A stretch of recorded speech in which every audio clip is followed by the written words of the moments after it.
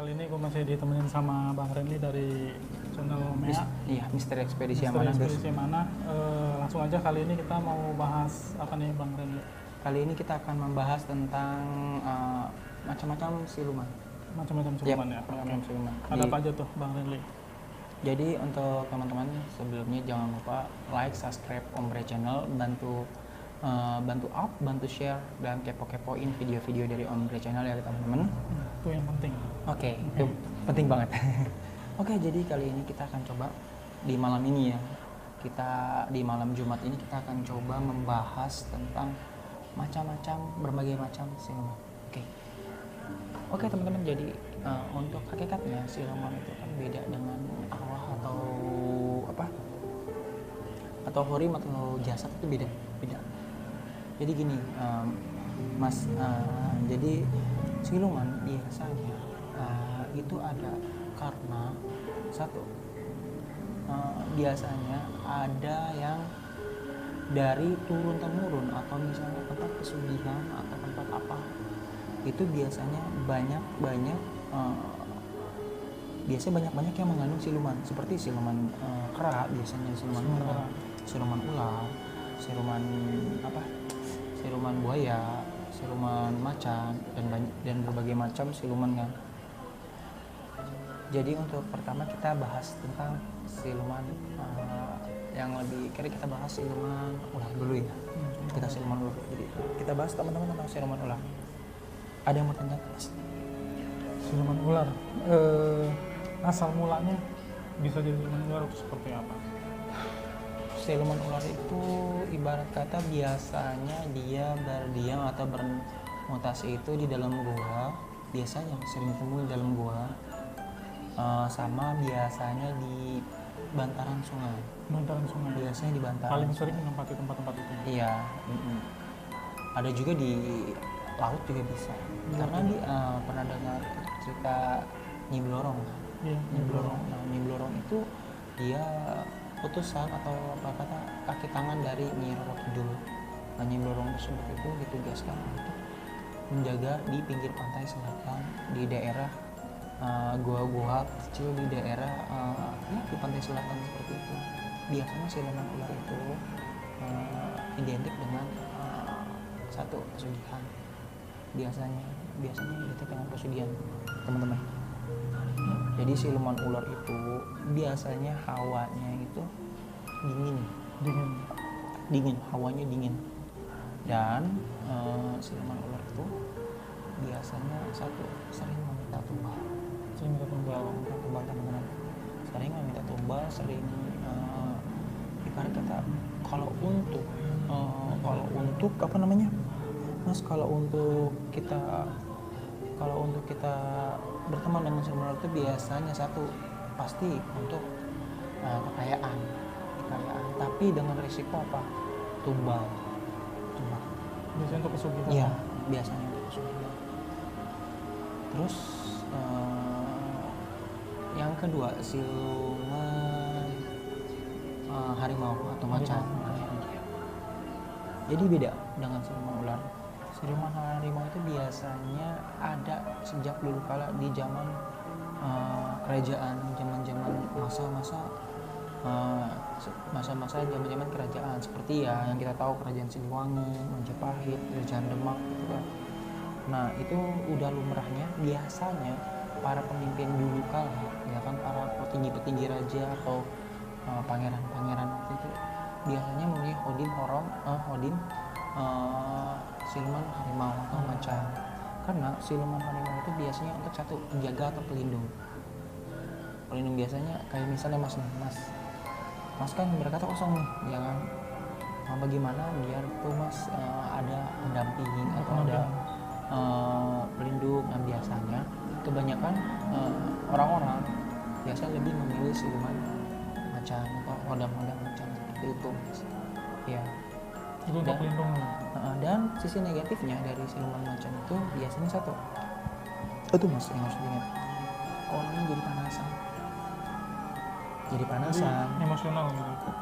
Ya, emosionalnya tinggi, temperamen, nggak boleh ngeliat ada masalah sedikit dia langsung wah gitu kan, langsung langsung naik pitam itu biasanya itu sisi negatif dari siluman harimau. Tapi sisi positifnya itu satu, menjaga, pelindung.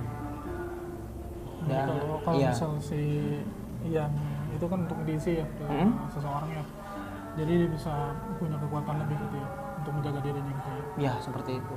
Jadi kekuatan fisik untuk menjaga, iya kekuatan fisik seperti kita biar nggak gampang capek, ataupun misalnya ada kejadian buruk, ada orang yang mencurigakan, dia biasanya langsung memberitahu atau mengkonfirmasi seperti itu. Cuma efek sampingnya dia bisa jadi emosional, temperamen gitu. Iya. Gampang mudah marah. Gampang marah seperti itu. Yang kedua siluman harimau, yang ketiga apa namanya? Siluman yang ketiga ini siluman buaya. Siluman buaya. Iya, siluman Jadi buaya. biasanya di perairan juga ya, di bantaran sungai. Iya, atau- bantaran sungai. Siluman buaya ibarat kata dia hampir mirip dengan siluman harimau. Oh. Sejak sudah ada sejak zaman dulu kala. Cuman bedanya siluman buaya ini biasanya adanya hanya di bantaran sungai. Bantaran sungai seperti Sungai Cisadane, Sungai Ciliwung, Sungai Bangawan Solo, sungai-sungai yang notabene dekat-dekat sama muara. Dekat Sama muara biasanya. Itu banyak Jadi sekali. fungsinya untuk apa tuh? Bang Rili, kalau kegunaan? Biasanya fungsi untuk dari siluman buaya itu biasanya satu, dia bukan untuk pesugihan, bukan untuk kayak siluman, dia biasanya dipakai hanya untuk melindungi diri dan seperti apa namanya, seperti kayak misalnya ada orang yang berbuat tidak baik, ada berbuat apa, dia bisa lebih mengetahui, bisa lebih memahami gitu kan, bisa lebih duluan tahu gitu ketimbang orangnya polosan ya, atau nggak punya apa-apa. Yang nggak punya isian itu ya. Iya. Jadi bisa dikatakan yang siluman yang mengisi seseorang ini bisa jadi sinyal awal lah ya. Iya, Kalau sinyal. misalnya ada terjadi sesuatu sama dia, dia bisa dapat perawanan gitu ya. Betul. Jadi, Satu, begini. siluman buaya itu paling sensitif ketemu siluman harimau, karena mereka biasanya bersih tegang karena di zaman dulunya, di zaman kerajaan atau apanya, mereka tuh selalu bersih tegang, nggak pernah akur, nggak pernah bersih paham seperti itu, Mas. Jadi kalau dua siluman ini ketemu udah ribut aja gitu ya. Ya betul, seperti itu. Terus yang keempat nih, Bang. Oke. Bang Rili, yang keempat. Kalau untuk keempat itu biasa siluman kera. Siluman kera itu biasanya ditemukan di pegunungan, tebing, itu biasa siluman kera. Siluman kera itu mempunyai sisi positif dan negatif. Positifnya sendiri, dia itu jadi misalnya ada orang yang punya siluman kera nih, kodam siluman kera, dia itu jadi energi, lincah. ya lancah, Seperti rajin. layaknya kera lah ya. Iya seperti ini, rajin, jadi maunya kemauan itu positifnya di siluman kera itu ya. Tapi kalau untuk negatifnya biasanya dia cenderung kenapa ya, cenderung itu apa sih kalau dibilang tuh, cenderung itu kadang suka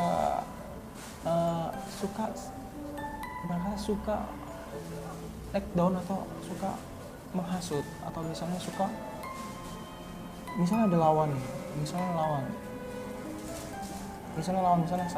tempat kerjaan aja nih, Mas, yang simpel-simpel aja. Simpel yang kita contoh. Ya, Sehari-hari kita misalnya ya. di kantor sehari. Ada misalnya teman kita sukses gitu kan di kantor. Nah, si orang ini yang mempunyai kodam siluman kera biasanya cemburu sosial, dan ibarat kata menghasut supaya seorang itu terus berbuat nggak baik agar si orang yang sukses itu take down, jatuh, seperti itu. Kayak iri gitu loh. Cemburuan. Iya, cemburuan. Itu dia sisi negatifnya. Sisi negatifnya. Yep. Selanjutnya Yang kelima ya, atau yang terakhir ya? Terakhir ya. Kalau yang terakhir biasanya satu siluman babi ngepet. Wah, Itu dia. ini dikeluarin paling Mungkin terakhir ini, karena ini udah nggak lumrah ya. iya, Udah lumrah mungkin. udah biasa ya. Biasanya orang-orang sekitar, warga sekitar sudah tahu tentang siluman babi ngepet seperti apa. Kalau siluman babi ngepet itu biasa satu, mencari pesugihan, mencari untuk kekayaan ya. untuk kekayaan, seperti itu. Jadi teman-teman itu mungkin aku nggak ngejelasin, mungkin teman-teman yang di rumah, teman-teman sahabat Ombre pun udah tahu bagaimana sih siluman tersebut beraksi, bagaimana sifat siluman siluman babi itu, babi ngepet itu sering beraksi, karena memangnya notabene dia tuh nggak ada sisi positifnya nggak ada, adanya cuma negatif. Ya, jadi ingin menguasai harta orang lain, tapi dengan cara jalan yang tidak benar, jalan pintas. Satu dengan babi ngepet itu dia. Itu ciri-ciri siluman. Sebenarnya banyak sih mas. Ada siluman, pokoknya banyak, ada siluman kelawar, pokoknya banyak. Cuman yang kita bahas ini kan 5 siluman. Kita bahas 5 silumannya. Itu tadi teman-teman Ombre ada 5 siluman yang kita bahas pada malam hari ini. Yang pertama siluman siluman ular. Siluman ular, ada macan, ada siluman buaya, siluman kera, dan siluman terakhir siluman babi ngepet. Babi ngepet yang paling sering kita dengar ya, karena dijadikan sebagai jalan pintas untuk mencari kekayaan bagi sebagian orang. Betul. Dengan cara singkat, cara yang nggak benar, karena kan banyak di media-media sosial sering ketangkap tuh babi ngepet itu. Sering terekam, sering ditangkap.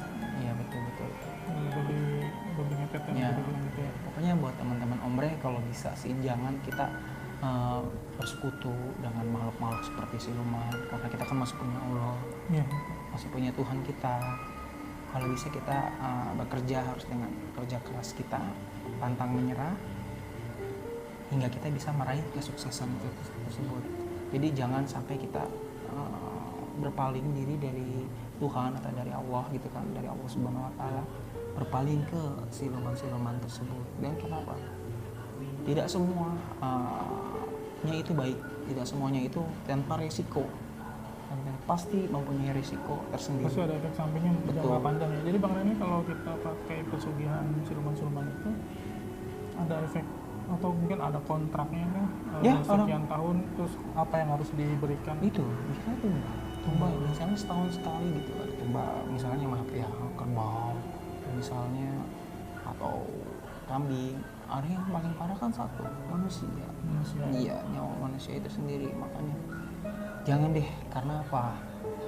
Karena emangnya berbahaya banget. Karena kalau sudah terlibat perjanjian dengan siluman itu mungkin nanti akan menjadi lingkaran setan ya. Nah itu dia, akan menjadi lingkaran setan, menjadi lingkaran goib yang kita nggak bakalan bisa keluar dari lingkaran tersebut. Kayak kita nih, ini kan kainnya, ini kita dimasukin ke sini dan kita terus dikunci begini, kita mau keluar gimana? Nggak bisa kan teman-teman. Satu-satu jalan kita kembali ke jalan Allah Subhanahu Wa Taala. Kita bisa keluar dan belenggu jeratan siluman tersebut.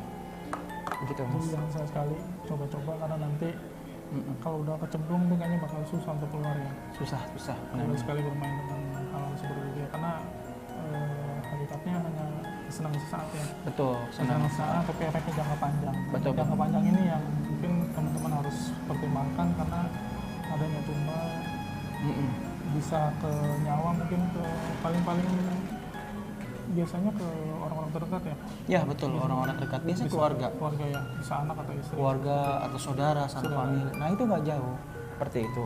Jadi jangan deh, sekali lagi saya peringatin buat teman-teman Ombre, sahabat Ombre, jangan sampai kita terbelenggu atau kita bekerja sama atau kita bersahabat dengan siluman tersebut. Begitu. Terima kasih Bang Renly.